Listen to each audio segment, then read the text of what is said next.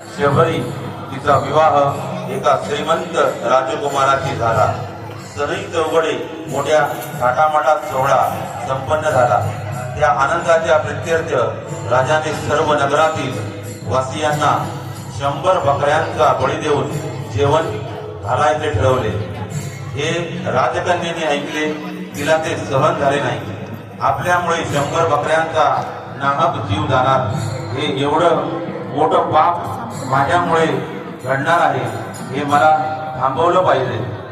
मी जर विनंती केली तर माझे पिताश्री हे मान्य करणार नाही। त्यामुळे तिने त्या राजवाड्यातून पळून जायचे ठरवले। योग्य संधी साधून तिने तिथून निसटली आणि जंगलाचा रस्ता धरला। त्या दिवसापासून राम हाच आपला पालन करता आहे, तोच मला वाचवणार, तोच मला आधार देणार, म्हणून सतत राम नामात